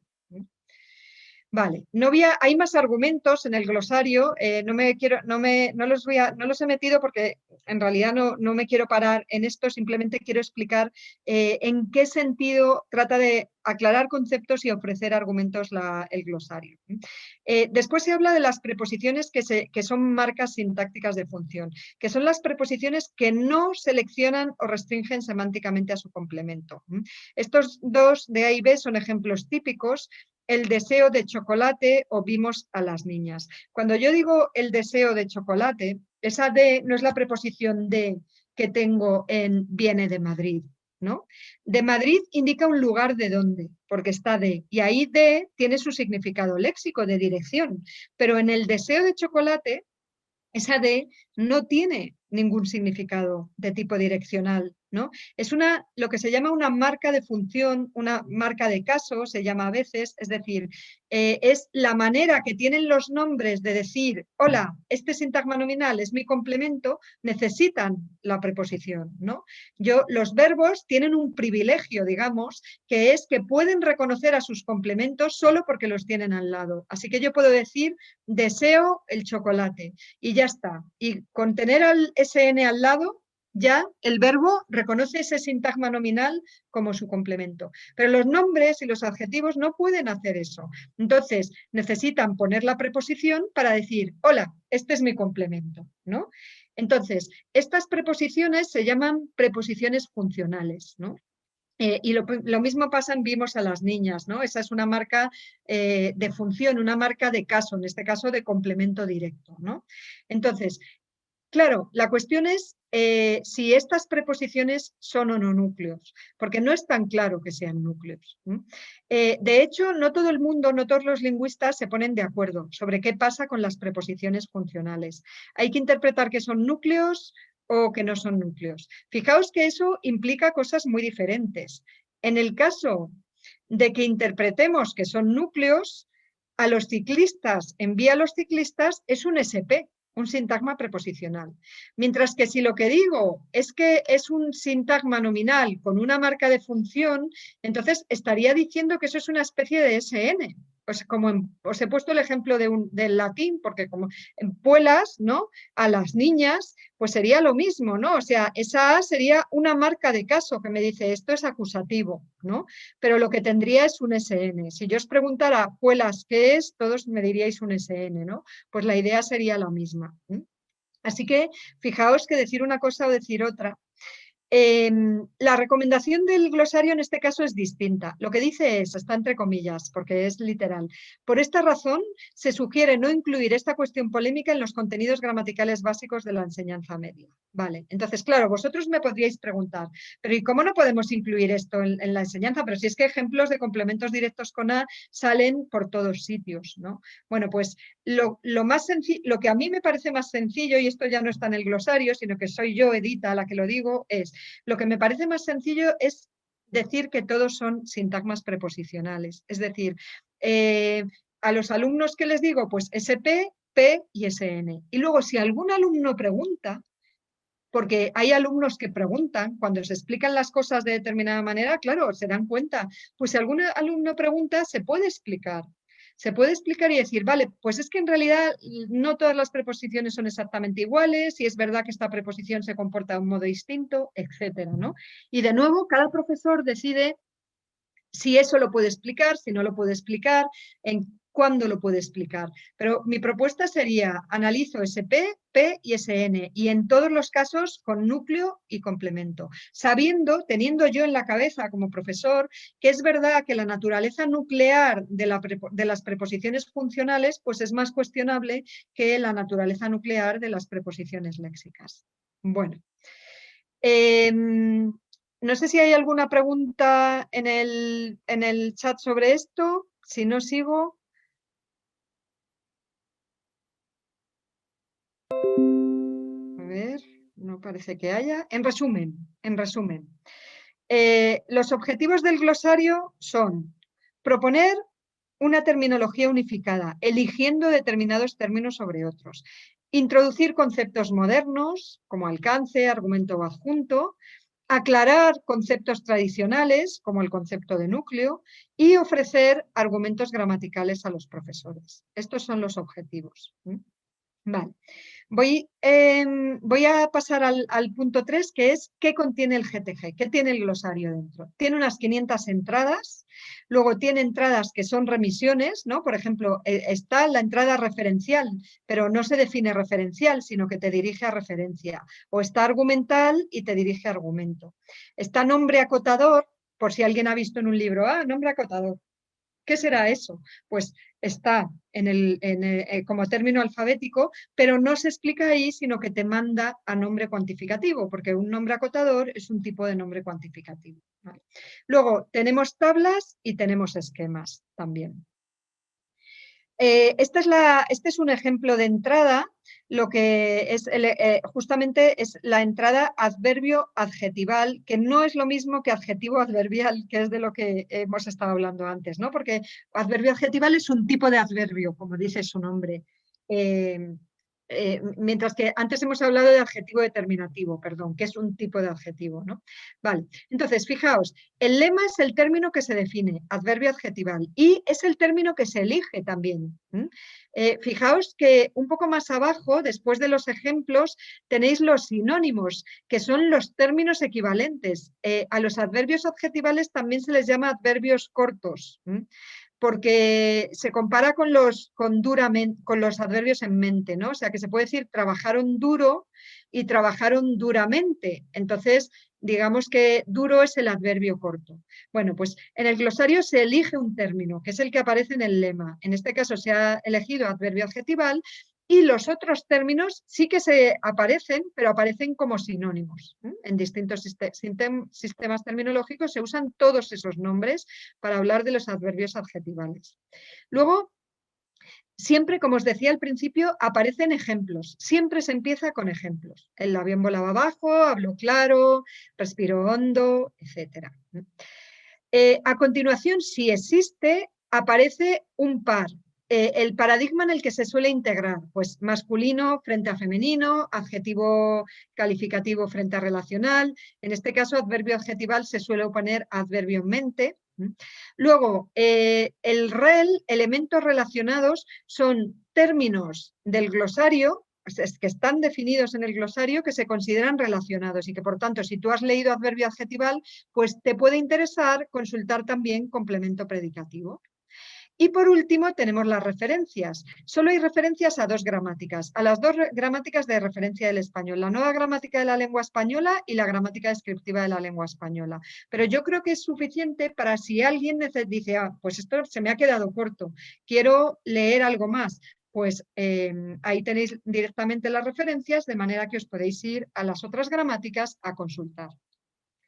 El siguiente texto es el texto principal, lo que os decía antes, que el texto está dividido en 2 partes. Aquí veis la información complementaria, que no sé si se ve muy bien en la diapositiva, pero tiene un tamaño menor que la información general, está en cuerpo menor.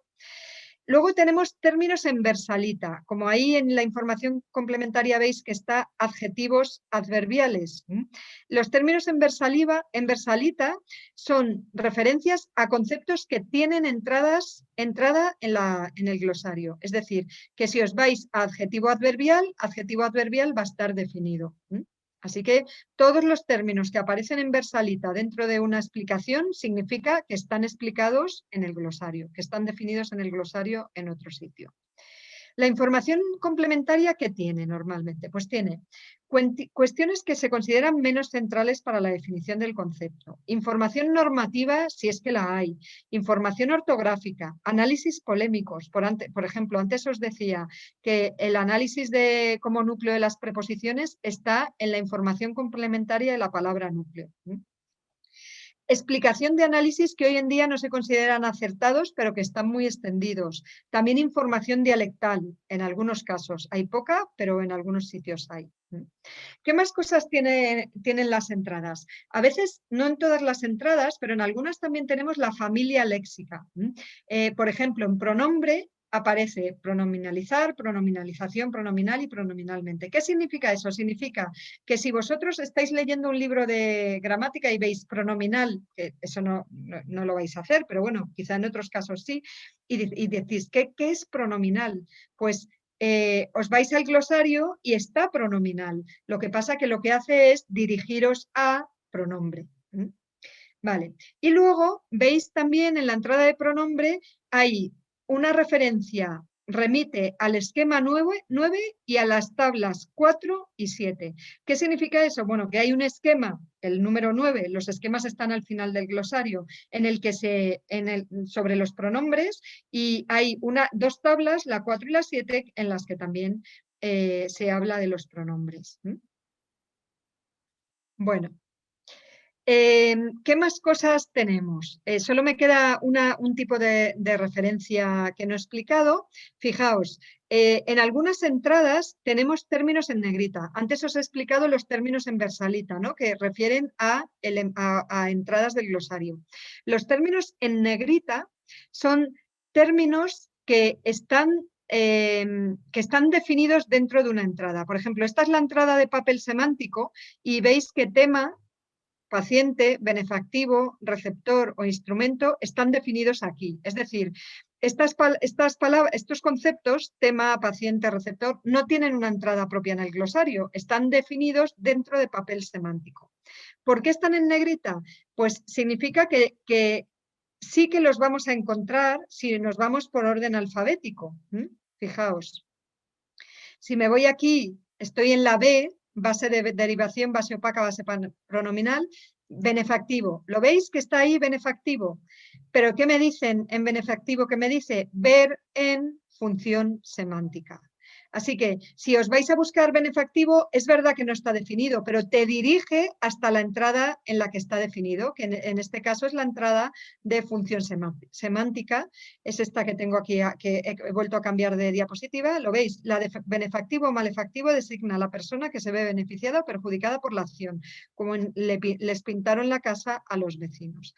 Así que hay muchos casos de este tipo, ¿no? En que los términos se definen dentro de otro lema. Entonces, a todos esos términos se puede llegar porque están en el orden alfabético, pero se definen en otro sitio. Yo creo que hay un montón de referencias cruzadas de este tipo y esto permite llegar a la información desde distintos sitios y eso hace que la consulta del glosario pues, sea más fácil. Sigo adelante con los esquemas y tablas, y ya estoy en la parte final de mi exposición. ¿Qué son los esquemas y tablas? ¿Vale? Entonces, el glosario al final del libro tiene 30 esquemas y 21 tablas.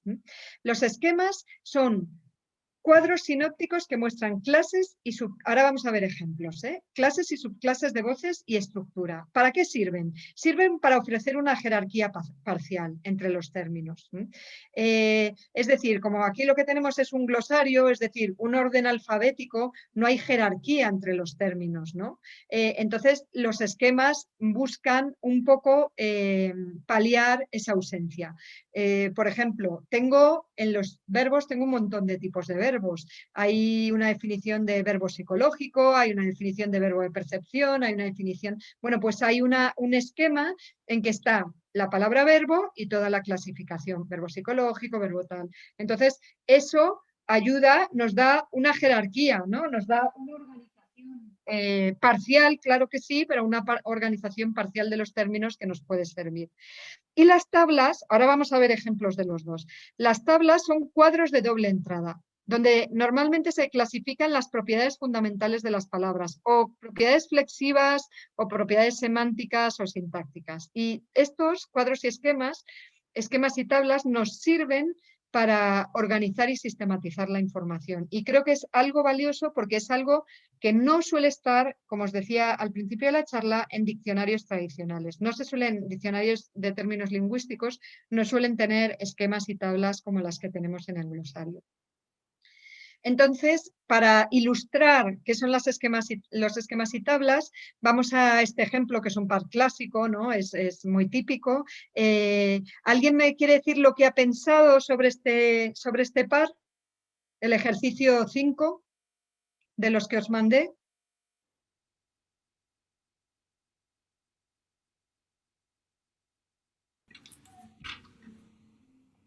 ¿Hola? ¿Oigo un micro? Hola, yo misma, si queréis. Ajá, ¿quién eres? Soy Sara. Sara. Hola.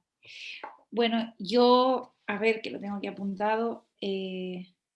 Sí, bueno, yo he puesto que en la A tenemos un adjetivo adverbial con valor temporal y en el caso de B es un adjetivo explicativo. Perfecto. Un adjetivo calificativo, ¿no? Sí. Eso, perfecto. Esa es la explicación, ¿no? En A tenemos un adjetivo adverbial y en B un adjetivo calificativo.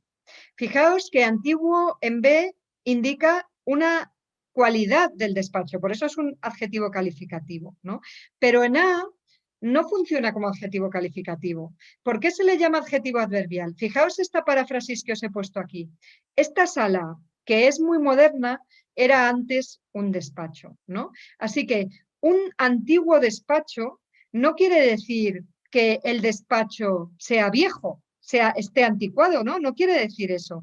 Lo que quiere decir es que antes era un despacho. ¿Lo veis, no? O sea que la modificación de antiguo sobre despacho en realidad me está hablando de la función anterior de despacho. No me está hablando de una cualidad del despacho. Eso es exactamente un adjetivo adverbial, ¿no? Entonces, fijaos, aquí os pongo el primer esquema que voy a utilizar de ilustración. En el glosario está la entrada adjetivo adverbial, pero es que además, en este caso antiguo de localización temporal, ¿no? Pero veis que aquí tenemos, por eso os decía que estos esquemas nos sirven para establecer determinada jerarquía, ¿no? Porque aunque tengo adjetivo léxico, adjetivo funcional, adjetivo mixto, todos estos adjetivos están en el glosario definidos, calificativo, relacional, etcétera. Pero aquí en el cuadro veo cuáles son las clases y subclases. Entonces, por ejemplo, veo que hay 3 tipos de adjetivos adverbiales, los de frecuencia, los modales o los de localización temporal. Y veo que digamos que a la misma altura en la clasificación están los adjetivos determinativos, de los que también he hablado antes, ¿no? Cuantificativos y no cuantificativos. Y por otro lado también están la clasificación típica en calificativo y relacional, que en realidad es una clasificación de los adjetivos léxicos, ¿no? Entonces, el hecho de tener estos esquemas yo creo que sirve para situar cada uno de los conceptos en un cuadro un poco más amplio. Esta es la idea. Así que esto es lo que acabo de decir y vamos al siguiente ejemplo. Explique la ambigüedad del sintagma una modificación legal empleando conceptos gramaticales. Este también es un ejemplo típico, ¿no? Nada original, perdonadme la falta de originalidad. ¿Alguien quiere entrar para explicar la diferencia?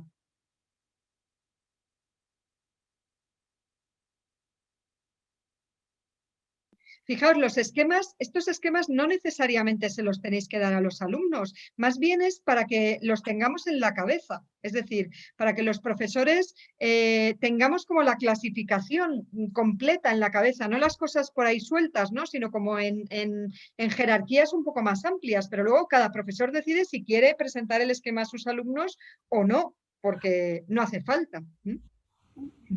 ¿Sí? ¿Oigo un micrófono? Bueno. Perdona. ¿Sí? ¿Sí?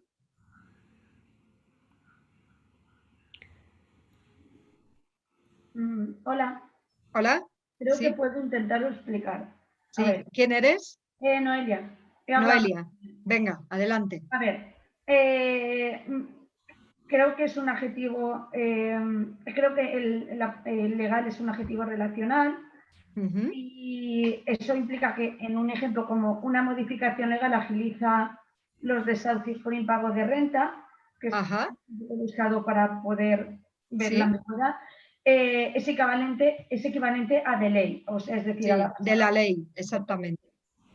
Y sin embargo, pienso que también se puede utilizar de manera como un adjetivo calificativo en un ejemplo que tendría un significado como verídico o fiel. En un ejemplo como en la sentencia el juez añadió una modificación legal al informe que aportó el forense, por ejemplo. Vale, ese uso es un poco técnico, pero en efecto, has dicho perfectamente cuál es la diferencia. La diferencia es que, o sea, legal se puede interpretar como adjetivo calificativo. Sería modificación legal, querría decir algo como una modificación que está acorde con la ley y fijaos, sería otro ejemplo de uso calificativo, sería esa reforma no es muy legal, ¿no? No está muy de acuerdo con la ley. ¿Veis que le puedo poner un cuantificador, ¿no? Que es lo que se suele poder hacer con los calificativos, mientras que también puede ser adjetivo relacional. Entonces es modificación de la ley, ¿no? Que tiene ahí dentro, equivale exactamente a modificación de la ley, ¿no? Cuando digo que esta reforma no es muy legal o es legal, no estoy diciendo que esa reforma es de la ley, ¿no? Sino que estoy diciendo que no está acorde con la ley, ¿lo veis, no? O sea, que tiene estos dos significados. Y lo mismo pasa con una vivienda familiar, que es otro ejemplo típico. La vivienda familiar puede ser de la familia, y esta es la lectura relacional que tiene dentro el nombre, ¿no? Pero también es una vivienda familiar en el sentido de conocida, ¿no? Como en una cara familiar, que en su lectura inmediata una cara familiar es ay, tu cara me es familiar, tu cara me es conocida, ¿no? No es tu cara es de mi familia. Así que es esta la diferencia entre adjetivo calificativo y relacional, y de nuevo los dos términos calificativo y relacional, como veis, están los dos definidos, por supuesto, en el glosario de términos gramaticales, pero además ahí los tengo en la clasificación en el esquema de los adjetivos, de manera que los puedo poner en relación con los otros tipos de adjetivos que están también en el glosario. Aquí tengo otros tipos de nombres, otros esquemas, otros ejemplos de esquemas. No me voy a parar en todos porque quiero dejar un espacio al final para dejaros espacio para que vosotros hagáis preguntas o comentarios o me digáis qué os parece el glosario si ya lo habéis usado. Pero bueno, este sería otro esquema. Nombre propio, nombre común, nombre contable, nombre no contable, nombre individual y nombre colectivo. Todos esos términos tienen entrada propia en el glosario y se explican. Y luego además tengo el esquema. Este esquema que me permite relacionar entre ellos, ¿no? O sea que, Por ejemplo, en el esquema veo que la diferencia entre contable y no contable o individual y colectivo se aplica solo a los nombres comunes, no a los propios, ¿no? O que la diferencia entre individual y colectivo se aplica solo a los contables, ¿no? De manera que este esquema me sirve, aunque todo el mundo sepa que es un nombre común, que es un contable o que es un individual, el esquema me sirve para situar todos estos conceptos unos respecto de los otros, es decir, para establecer una jerarquía conceptual, y eso yo creo que resulta útil. Y de nuevo, no estoy diciendo necesariamente que estas jerarquías haya que trasladarlas a los alumnos, pero yo creo que es útil tenerlas en la cabeza como profesor. Ya sabemos que en realidad un profesor tiene que saber mucho más de lo que luego transmite, ¿no? O sea que nosotros solo transmitimos una parte pequeña de lo que realmente tenemos en la cabeza, pero tenerlo todas estas cosas en la cabeza nos sirve para explicar mejor. Bueno, aquí hay un esquema de los determinantes que no me voy a parar porque es muy largo. Edita, ¿Sí? Rosa te quería preguntar una cuestión sobre si se puede utilizar legal como adjetivo calificativo. ¿Sí? En el ejemplo anterior. Si se puede usar. Sí. Sí, vale. Claro, cuando digo que eso no es muy legal, eso que haces no es muy legal, ahí está usado como calificativo. Bueno, perdona, ya que Pilar ha intervenido, lo había escrito en el chat, yo decía si más que llamarle sencillamente calificativo, como valorativo, un adjetivo valorativo. Claro, es valorativo, en efecto, es valorativo. Eso digamos que es una subclasificación de los calificativos, ¿no? Fíjate, eso es algo que adjetivo valorativo no está en el glosario y por eso no está en ese esquema, pero si hubiéramos incluido adjetivo valorativo, pues sería un tipo de adjetivo calificativo, ¿no? Porque hay adjetivos calificativos que son valorativos, o sea, que incluyen en su significado una evaluación, y luego hay adjetivos calificativos que no son valorativos, como los de color, ¿no? Por ejemplo, rojo, o los de forma, como redondo, que son calificativos, pero no necesariamente son... Se usa a veces evaluativo también, ¿no? Valorativo o evaluativo, sí. Así que sí, se podría decir que, pero digamos que la oposición se establece entre calificativo y relacional, que son los dos términos que están a la misma altura desde el punto de vista conceptual, pero podríamos decir que el calificativo, en este caso, el adjetivo calificativo es además evaluativo. Gracias. De nada.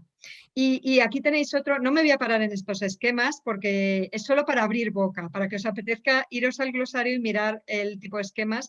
Tenemos este de los determinantes, que ya sabéis que es un ámbito complicado en el que hay que andar con pies de plomo, y también este esquema sobre de las oraciones subordinadas, que también es un ámbito complicado. Vale, y paso las tablas, y con esto voy a acabar para que quede un cuarto de hora para que habléis vosotros, que ya sé que es poco, pero bueno. Las tablas son cuadros de doble entrada y recogen, ya os lo he dicho antes, clases y subclases de palabras en función de sus rasgos gramaticales. Esta es la lista de tablas, fijaos que hay bastantes: formas del pronombre personal, clases de relativos, interrogativos y exclamativos, relativos, interrogativos, exclamativos, un montón de tablas sobre cuantificadores. Esta es la forma que tienen. Por ejemplo, esta es la clasificación de relativos, interrogativos y exclamativos por sus rasgos semánticos. ¿Qué significa eso? Pues, ¿cuál significa persona, cuál cosa, cuál lugar, tiempo? ¿Lo veis?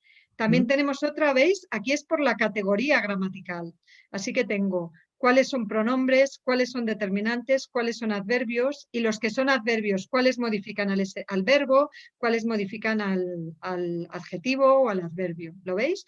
Así que estos cuadros son más organización de las clases, casi todas son clases cerradas por distintas propiedades. Esta es la tabla del pronombre personal. Aquí está la clasificación, fijaos, tónicos y átonos, luego por el caso, y también por la persona. Y dentro de cada una de estas tablas hay ejemplos, de manera que estos son mucha información, sobre todo morfológica, aunque también hay información de otro tipo en estas tablas. En conclusión, y ya termino, el glosario pretende ser un recurso didáctico que quiere contribuir a mejorar la formación gramatical de los docentes de español. El glosario explica y ejemplifica los conceptos de manera que se puedan adaptar a los niveles de enseñanza no universitaria. Lo que no quiere decir que todo lo que está en el glosario se pretende que se lleve a la enseñanza, pero se intenta explicar y ejemplificar para que si alguien decide que quiere explicar eso a sus alumnos, tenga armas para hacerlo. Selecciona términos, como hemos visto ya. Es decir, los términos que se definen en el lema son los términos preferidos, mientras que los otros van a aparecer bajo sinónimos, ¿no? ¿Por qué selecciona términos? No por mandar, sino porque la idea es contribuir a la unificación de la terminología en la enseñanza de la gramática, que todo el mundo utilice más o menos los mismos términos para que no haya tanto lío con los términos. Y busca contribuir a que la enseñanza de la gramática sea una tarea más reflexiva y menos mecánica de lo que a veces es, ¿no? A través de la explicación, de la argumentación, pues se busca contribuir de manera humilde a que la enseñanza de la gramática cambie un poco. Nada más, muchas gracias a todos. Ahí tenéis mi correo electrónico y también mi cuenta de Twitter por si alguien quiere escribir algo. Y ahora, perdón, os he dejado al final 13 minutos exactamente, pero no sé si me gustaría que intervinieseis vosotros, aunque fuera brevemente, y me dijerais o bien cuestiones de las que he hablado o bien, si ya habéis usado el glosario, también me gustaría mucho que me dierais vuestra opinión sincera. No busco elogios, sino, bueno, pues cosas que nos han gustado, cosas que os parecen fáciles, difíciles, lo que a vosotros os parezca. Podéis abrir el micrófono si queréis. Hola. Gracias, Sara. ¿Quién Hola. eres? Soy Sara. Sara, hola, ¿qué tal? Y yo quería decirte que yo casi siempre había dado clases en secundaria, sí. Incluso en primaria, y es la primera vez que doy clase en segundo de bachillerato. Ajá. Entonces, para mí que hubiera el glosario, bueno, ha sido una bendición, porque claro, si no dependemos mucho de los libros de texto y si los libros de texto no están actualizados, sí que es verdad que salió casi a la par, ¿no? Bueno, un poquito más tarde, pero muy cerca de la nueva gramática, pero esta manera en la que está planteada el glosario de que sea tipo diccionario, ¿no? Y en el que puedas ir directamente a lo que necesitas de una manera más categorizada, pues para mí ha sido fundamental. También para la preparación de las oposiciones docentes, que también he estado este año, me ha venido súper bien para aclarar muchas dudas. Así que me alegro. No es por decirte, no es por bailarte la guarda, pero de verdad que a mí me ha funcionado, o sea que es útil. Me alegro, gracias. Alguien pregunta en el chat si hay una versión web. No, desgraciadamente todavía no. Ya sabéis que la RAE suele sacar versiones en línea de sus obras más importantes y sí que está pensado sacar una versión en línea del glosario. De hecho, todo el glosario lo hemos hecho en una aplicación y todos los términos en versalita y en negrita en la versión en línea serán hipervínculos. Ya está hecho así para que luego sea muy fácil volcar el texto, pero por el momento no se sabe muy bien cuándo saldrá la versión web. O sea que por ahora nos tendremos que conformar con el libro. No sé si alguien más tiene alguna pregunta, comentario. La verdad es que es tarde, ¿eh? Después de una jornada de trabajo por la mañana estamos todos cansados.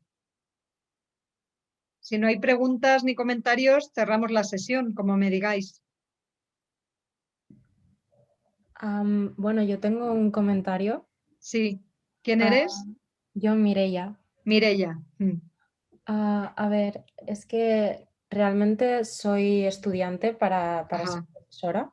Sí. Entonces, a mí lo que me ha pasado y con lo que me choca mucho del glosario es, bueno, y de estar estudiando aquí en Cataluña, sí. Es el cambio drástico que ha habido entre la educación que he tenido hasta bachillerato y lo que estoy dando a partir de ahora, porque no tiene nada que ver y hace relativamente poco que he estado estudiando esas cosas. Quiero decir que no lo tengo tan lejos como podrían tenerlo algunos profesores.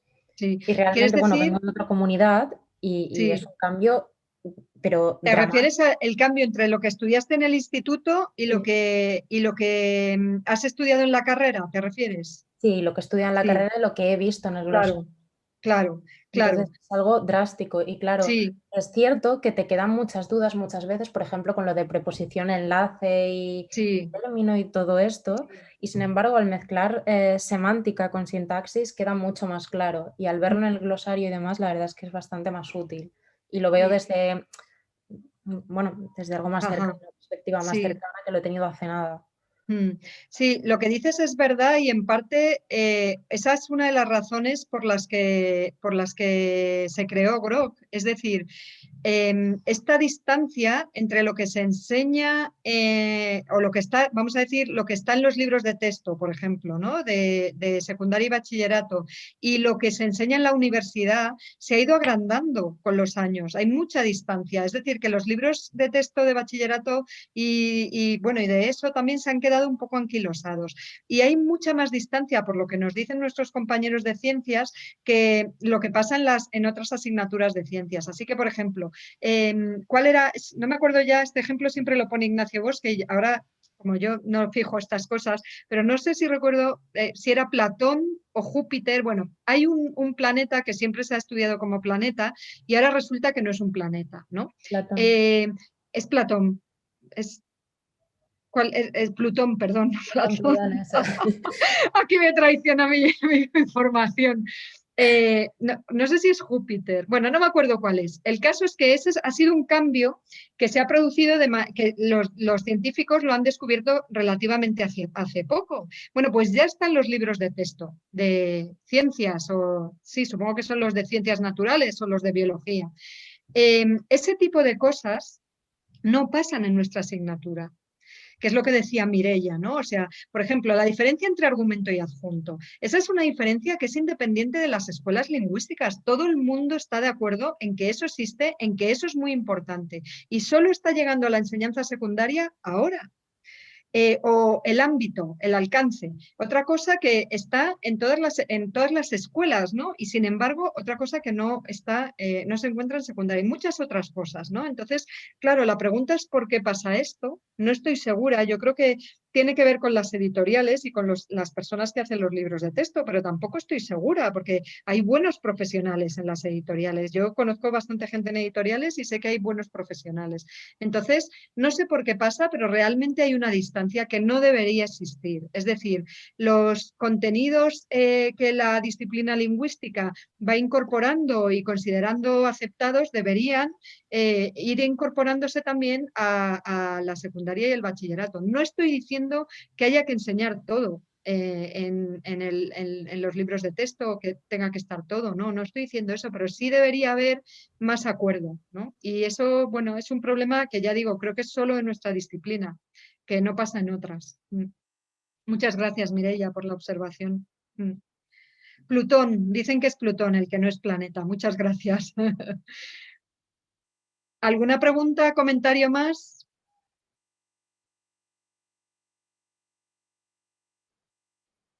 ¿No hay más preguntas?